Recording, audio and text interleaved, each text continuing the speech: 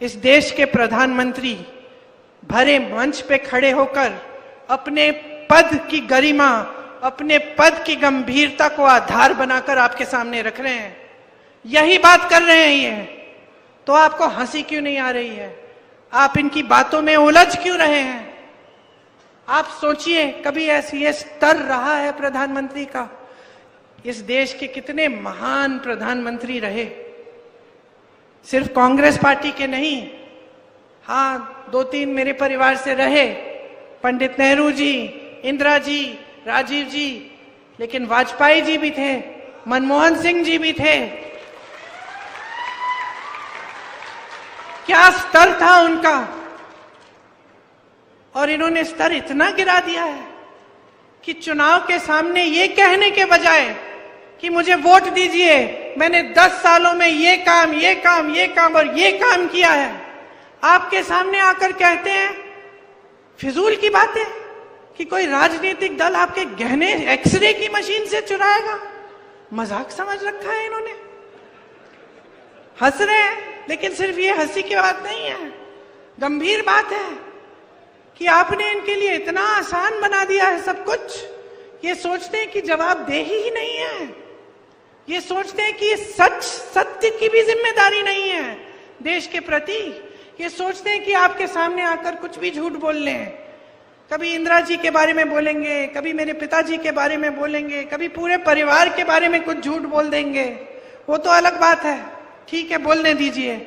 हम उनके खिलाफ हैं, हम उनके बारे में, उनकी सच्चाई आपके सामने लाते हैं, हम उनसे लड़ते हैं, हम आपके लिए लड़ते हैं, तो हमारे बारे में बोलेंगे, बोलने दीजिए। लेकिन ऐसे झूठ देश के बारे में, देश के विकास के बारे में, आपके बारे में, तो आप कैसे मान रहे हैं? तो जो कठोर बात मैं कहना चाह रही हूं वो ये है कि 10 साल आपने ऐसे निकाल दिए हैं, अगर फिर से आपका वोट इनके पक्ष में जाएगा तो तैयार हो जाओ, 5 साल और भुगतोगे। 5 साल और ऐसी सरकार आएगी जो आपके लिए कुछ नहीं करेगी, जिसके नेता समझते हैं कि आपसे ऊपर हैं, जिसके नेता के दिलों में आप सर्वोपरि नहीं हैं। और ये इस देश, इस लोकतंत्र की परंपरा रही है कि जनता सर्वोपरि होती है। मैंने इंदिरा जी को देखा है, गांव गांव जाती थी, अपने पिताजी के पीछे पीछे जाती थी मैं, गांव के अंदर, गांव में डांट खाते थे वो महिलाओं से कि हमारी सड़क नहीं बनाई है, राजीव भैया बताओ। ये थी परंपरा हमारी। महात्मा गांधी आपके बीच आते थे, कोई ऐसा नेता नहीं रहा इतना अहंकारी कि वो सोच बैठा कि मंच पे दिखेगा, बड़े बड़े उद्घाटनों में दिखेगा, बड़े बड़े विदेशी नेताओं के साथ दिखेगा, मगर आपके बीच नहीं आएगा, और फिर भी दोबारा से आप उसको चुनोगे। तो मैं आपसे ये कहना चाहती हूं कि अपने जीवन में सुधार लाना है, तरक्की लानी है, रोजगार लाना है, महंगाई को घटाना है, और जो आपकी समस्याएं हैं उस पर चुनाव लड़ाना है, तो अभी जागने की जरूरत है। अभी जागरूक बन जाओ। आज अपना वोट व्यर्थ मत करो। बहुत लोगों का खून गया है इस जमीन को सींचने में।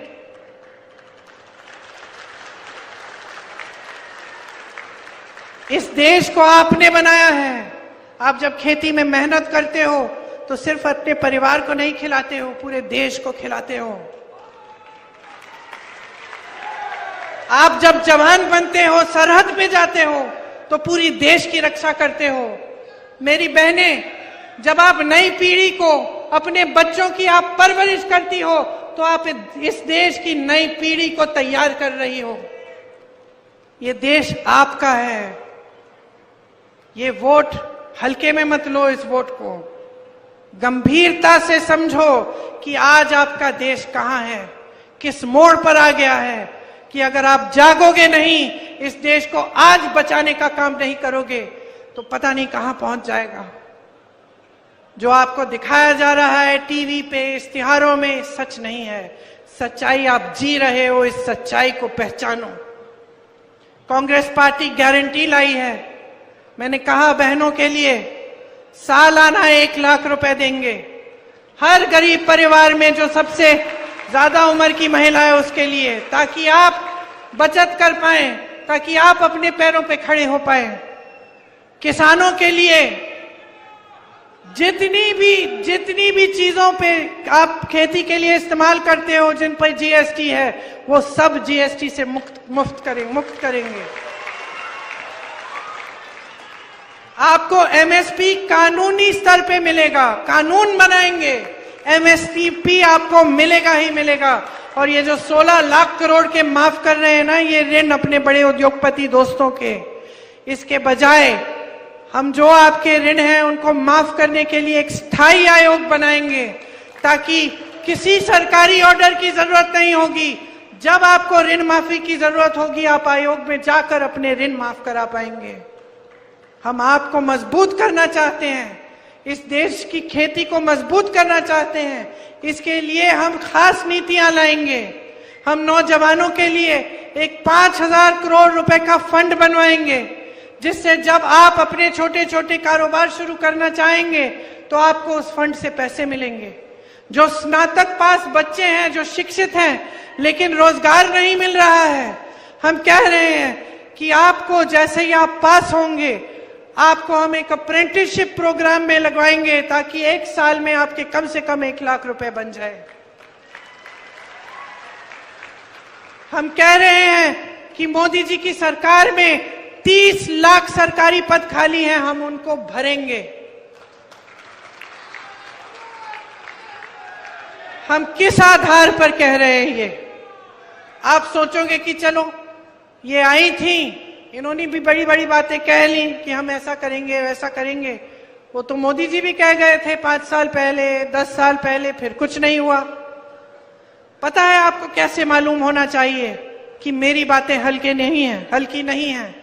कर्नाटका में देखिए, पास में है ना कर्नाटका, जितनी गारंटी हमने दी, चुनाव से पहले जो गारंटी दी, सरकार बनने पर वो गारंटी पूरी हो रही है। छत्तीसगढ़ में हमने वही किया, किसानों के कर्ज माफ किए। हिमाचल प्रदेश में हमारी सरकार है, हर रोज गारंटियों को पूरा करने का काम हो रहा है। तेलंगाना, धन्यवाद, तेलंगाना में भी हमारी सरकार है, तेलंगाना में गारंटी पूरे हो रहे हैं।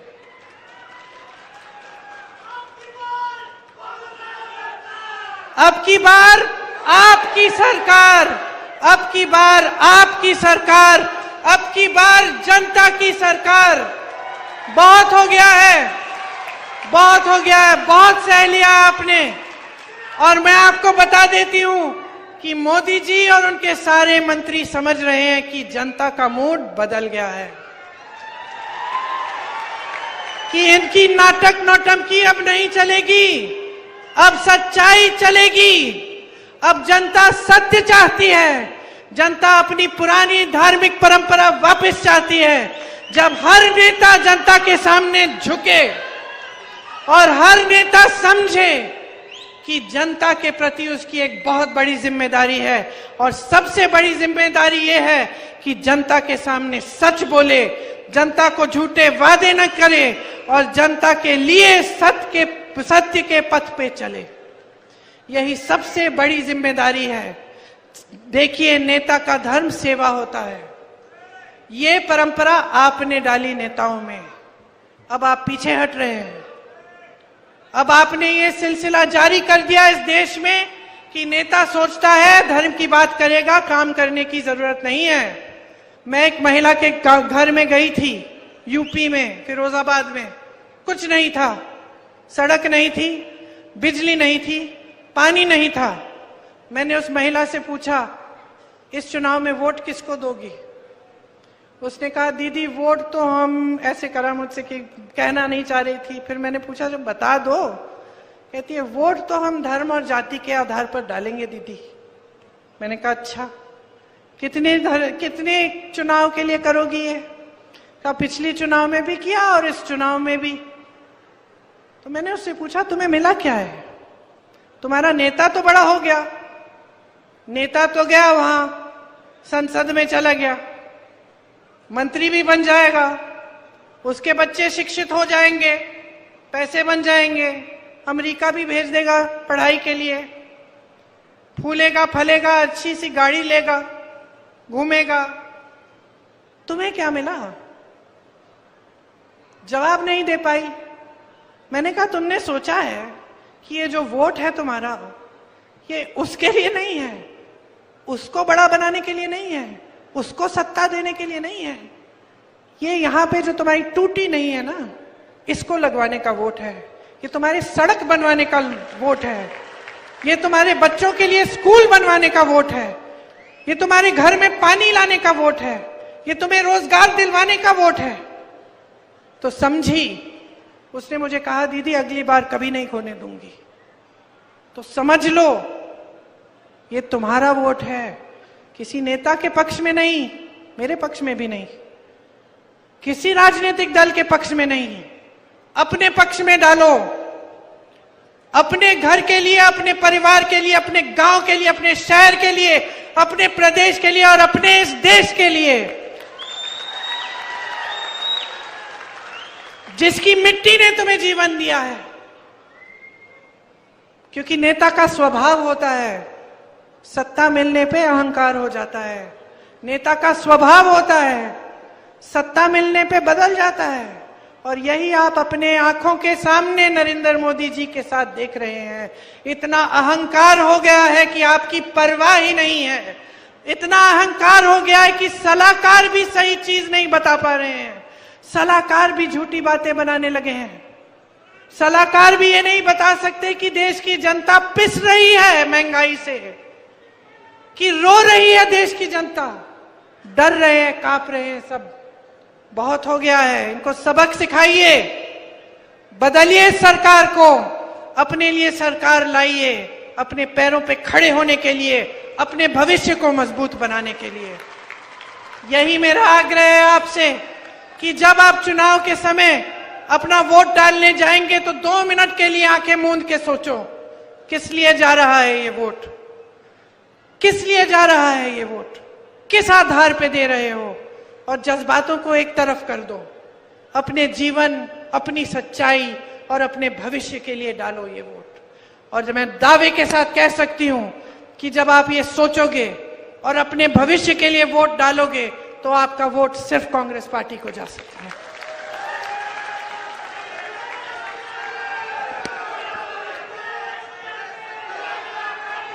यहाँ के हमारे उम्मीदवार हैं, मैंने आपके बारे में बहुत अच्छी अच्छी चीजें सुनी हैं, आपके लिए समर्पित हैं। यहाँ से आपने, जैसे मैंने कहा, यहाँ से आपने बड़े बड़े मुख्यमंत्री दिए, विलासराव जी का पूरा परिवार आपके लिए समर्पित है।